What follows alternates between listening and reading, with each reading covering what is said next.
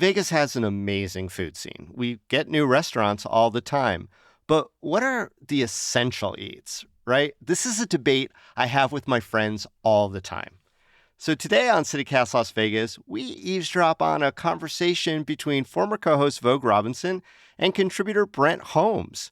They run down an amazing list of places that have been here forever and some that are probably destined to go that way. I'm going to tell you, I love this list.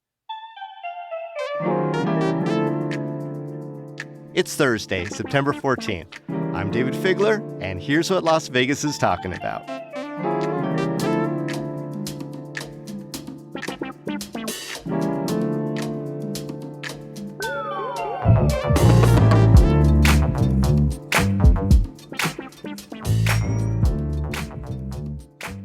What's up, Brent Holmes? Welcome back to CityCast Las Vegas. How are you? I am well, and you, Vogue? We're making it. I have my apple juice. I'm ready. Brent, what is one of the oldest restaurants in Las Vegas that locals must try this spot? Okay, I'm going to start with Bob Taylor's Ranch House. Oh my God, Not just because, okay, come on, it fulfills in every way my cowboy kink. Oh, that's true. It has great burgers. It has amazing ice cream. It has a really old bar. And it's just ancient. They've been doing it forever. And somehow it's managed to kind of stay alive all the way out there, too. It's not the way through a multi-generational roach infestation, Brent. There's not enough bleach. Oh, is this how you're feeling prayer. about it? Yes. I can't speak to any insect relationships over at Bob Taylor's. All I can say is they make an awesome burger, and it's like a grill, and it's right there, and the food still tastes like it was made in 1970, 1980. Now, for the record, they cleaned up their act per the article I read in the Review Journal a while ago, but it was so surprising to me because it's a long-standing restaurant. So they closed temporarily, and of course they cleaned it all up, and now they're back. Okay, so but I have to say this. Right up front. Our oldies are oldies, which means things slowly slip at restaurants. Now, here's what can't slip is the quality of the food. And Bob Taylor's had quality food regardless of what else might have been slipping in their repertoire. And there are far more popular, far worse restaurants that are far grosser that everybody goes to all the time. Oh, that's how you feel. Look, okay, Brent Holmes. So, let's talk about oldies, right? We're talking about Bob Taylor. Bob Taylor is circa 1955. Yeah. Let's talk about what is even old in Las Vegas. Las Vegas is 117, 120 years old. It's in that range. So that's the age of Vegas. So what's an old restaurant in Vegas? Well, I think that becomes part of the problem. I have old, and new old, right? Okay, let's start with old. Okay, I believe Vegas goes through phases, but old, the Steakhouse on top of the Binions Horseshoe. Again, almost all of your olds are going to be Italian or, steakhouse fare. Those are the things that have managed to survive in this city for decade upon decade upon decade. You've got great places like the Italian American Club. You've got, of course, I think, without a doubt, the Golden Steer is old in Vegas. And that's, they're all over 50 years old. And that's a long run for a city that bases most of its, culinary production on trend, right?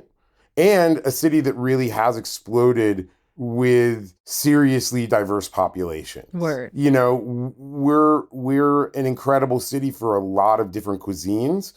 But our olds are going to go all the way back to the 50s and 40s, right? Right. I would say that's the era for old Vegas. And I think a lot of the restaurants you mentioned are definitely from the 50s, especially some of that Italian and steakhouse fare. Yeah, but one of the bonuses there is you get to sit in the weird leather booth that Sammy Davis Jr. had to wriggle his little legs out of over at the Golden Steer. Like, you can do that. It's the same, like, Sammy's booty was right here. yeah, Sammy's little butt was like, yeah, baby, give me another martini, something like weird like that. Get As a kid. out of here. Oh my God. You can do that. That's incredible, right? There are certainly more venerable eateries in other cities that are literally hundreds of years old, but Vegas is a new city, like you said. Okay, so that's old, old. What age is new old? I'd say 25 years old. Okay. A place, and what I like to cite as new old also is like, Ichiza over in Chinatown. That's new old. I love that. They've been around for about 25 years. And they're like the first credible Japanese izakaya in the city. And even though that's like a relatively contemporary cuisine by American standards, they've been doing it forever by Las Vegas standards, which if you can stay open for more than 5 years in Vegas as a restaurant, that's a pretty solid run. How would we describe Vegas food tradition? Like, do you think that Italian and steakhouse fare, is that our claim to fame? It has to be. I mean, for whatever else you want to say about it, we don't have a strong or long culinary history, right? We don't have a real regional cuisine identity. All of our culinary identities are imported. So you end up over at somewhere like Binions, right? Benny Binion opens the Horseshoe, and when he gets to a certain point, he puts this steakhouse on top of it that's got that in the round view of what was a much smaller city at the time, with your classic New York strip porterhouse, whatever kind of steak you want, get it whatever way you like. And that was fine dining, but I think there's something more to the steakhouse underneath it all. It's really big dining. It's American dining, and it's that American ideal of largesse, right? We could have like a million great little French spots, but we don't. That's fine dining too. We do have some really elegant Japanese and Chinese and Szechuan places now. But as far as Americana goes, the steakhouse isn't just delicious. It isn't just expensive. It's also big. There's something about it that feels so inevitably and grossly American. That you hit it. I was like, as you were saying it, I was like, of course. What is Vegas food tradition? Why, darling, it's excess. Yeah. It's a little bit of flexing. So I was reading through this really good RJ article by Greg Philmont, and it's like probably a 2-year-old article. But in that article, he also talked about the fact that the first celebrity restaurant on the Strip was Wolfgang Puck's Spago. What did it change about Vegas's cultural food landscape? First off, big ups to Greg Philmont, Rip, homie. He was one of our better food writers and one of my favorite guys to get a bite to eat with.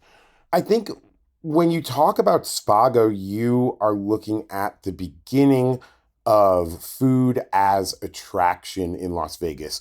The initial Vegas draw was you can go to the buffet, you can get a really great deal, it's all you can eat, or your 99-cent shrimp cocktail, your top of the world steakhouse, whatever it was.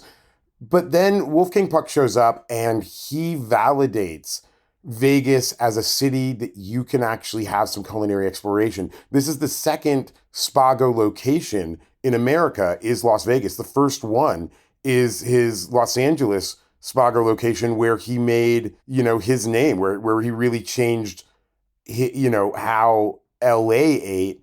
And then he came to Vegas and had that deal. And it is a Vegas classic at this point. And it's never bad. It's never gone down in quality. I've never once gone to Spago and said, it was okay. It's always great. It's always on point. Like the most basic thing on their menu, I think, is still like the smoked salmon pizza, which is that smoked salmon with that little bit of caviar on top and like a dollop of creme fraiche. And it's gorgeous. It's gorgeous. And it tastes incredible. It looks beautiful. And there's a bunch of other great things at Spago, but I know that one, boom. I know, waitress, just bring me the smoked salmon pizza. Mm-hmm. And what we have now culinarily, when you look at the way that Wolfgang Puck put his menu together, And when you look around the city at what blossomed out of that, we are a city of fine dining, not a city of steakhouses because of Spago. Ooh. Oh, I like that. That was clean.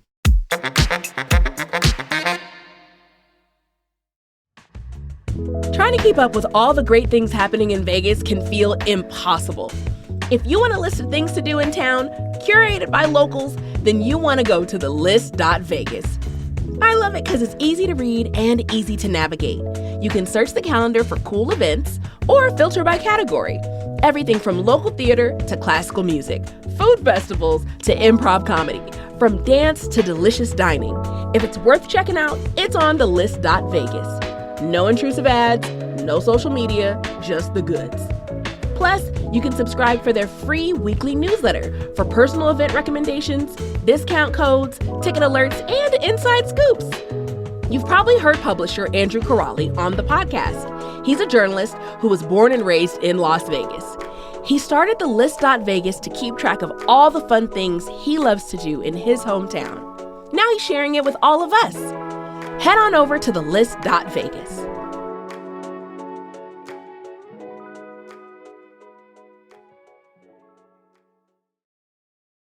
Now, locals are always talking about how nothing lasts in Vegas. You know, we blow up our old casinos. We don't preserve that many buildings. But do you think that we appreciate our older restaurants more than our other institutions? I do, but I think we appreciate them for nostalgic reasons, for the most part. I mean, I haven't even gotten on the new old, like kind of when we had the first inklings of Mexican cuisine show up in the city too, which really, you talked 25 years ago, that wasn't, but like go down Charleston, hit Esmeralda's Cafe. Their pupusas are off the chain. They make great burritos. They make really standard fare. It's really terrific food. Do we appreciate it? Not really. Why do we appreciate the Golden Steer? Because Sammy Davis's Little Patootie was in there, right? Why do we appreciate Binions? Because it has that kind of old Vegas sensibility. And I think we have nostalgia reasons for keeping those things alive as much as we have culinary reasons for keeping them alive.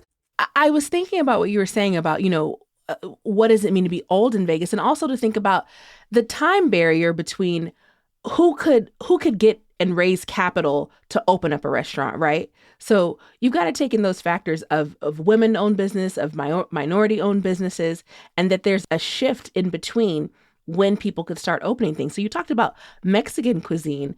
What are other, cultural cuisines that came in the new old? I mean, Thai cuisine, right? Lotus is new old classic, right? You cannot even deny that Lotus set a standard for our city that makes us have at least good quality Thai food at almost every Thai restaurant in this town, right? That's because Lotus was here and they established that. I'll say this, one of my great sorrows is the kind of deterioration of our Indian cuisine. Oh. We've lost a lot of the Indian restaurants that were here just 20 years ago. And even though we do have some really nice places like Ronnie's, like Mint, that you can get pretty quality Indian food, a lot of the older places like Gandhi's or India Oven are gone. Yeah. The other, cuisine that you mentioned was Mexican food. And when I think about that, I think about Lindo, Michoacan. And I know that in 1980, Donna Maria's Tamales also opened up. Yes. And that's part of the late 80s, early 90s construction boom, where we have this real influx of Mexican-American communities, building the casinos and becoming hospitality and service workers, and they start to create restaurants that feed their craving for their own cultural cuisine. But I mean, I think you would have been hard pressed to find anything really resembling Mexican cuisine outside of maybe North Las Vegas or well away from the Strip pre-1980. And Lindo, at this point, it's an institution, right? It's as venerable to my mind, Yep. particularly in that community, as the Golden Steer. What's a new place that you think will become like the new Vegas institution? Oh man, I hate you guys. We love you. Top three. Top three, Izakaya Go. Izakaya Go for Japanese food, 110%. I think that they're building a really good track record. They're building off of what Achiza did. They're building off of what Araku did. I think like they're one heck of an izakaya. I mean, I'm going to have to say on... I mean, okay, let's be fair here. Tacos El Gordo. Hey. They're an institution already. They really service an aspect of the community that feels like Vegas, right? Like they've got some kind of new Vegas flair that really feels, up to date within the last 5 to 10 years. And again, like, I don't think they're going anywhere anytime soon. Out of all of this, I'm going to bypass your question and I'm going to make one more shout out to something that I think we've overlooked, which is the historic West Side. And okay. I can cite 2 Vegas standards right there. Grits Cafe and Mario's West Side are definitely institutions of that neighborhood, right? They are irrefutable. They're going to expand soon. Oh, really? That's so hot. Mm-hmm. I love that. I cannot wait. That sounds that's like more exciting than I can possibly explain. So that's not new necessarily, but that's certainly... There's certainly institutions that are very overlooked outside of a very specific in the know part of the community. Yeah, thank you for bringing them up. So what's the secret sauce for the restaurants that have managed to last 25 plus years in Vegas? I think the secret sauce is a combination of understanding place and producing quality food. It's in attitude as much as it's in mastery, right? Mm-hmm. They know exactly what they do. And one of the secret sauces here is they don't deviate from it, right? Chicago Joe's is not going to try and convince me to eat anything but oysters Rockefeller, right? They're going to give me a good slice of lasagna. The same thing's going to happen over at the Italian American Club or at, Golden Steer. They're not trying to fancy it up and they're not trying to change the game. And that's a lot of why places become institutions, because they're going for consistency. That other aspect, of course, is that they maintain a sense of identity that people want to attach themselves to. If you had your high school graduation dinner with your entire family when grandma was still alive at Chicago Joe's, then 5 years later, Chicago Joe's is still going to mean that time where I had the whole family together and I was in a great mood, and it's going to feel exactly the same and taste exactly the same as it did, which means you're going to come back not just for the flavors you want to repeat, but for the memories you want to indulge. Yes, well put. Thank you so much, Brent, for being on CityCast Las Vegas, man. Good talks, good eats. Thanks for having me. I'm always so thrilled to be here. Thank you so much, Vogue.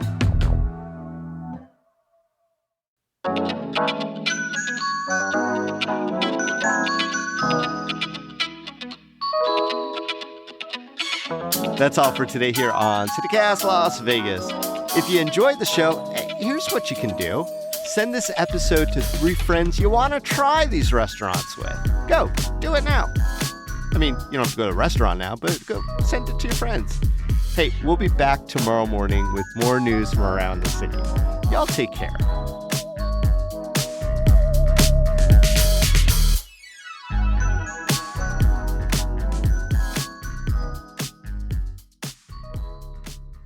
That multi-generational roach infestation that you stated, those roaches are actually ratatouilleing the entire restaurant. They are in charge of the food and they're also all cowboys. So you just need to chill, bro, because I've talked to them and God, they're making some delicious steak right now. that is the best piece of fan fiction I've ever heard about Bob Taylor.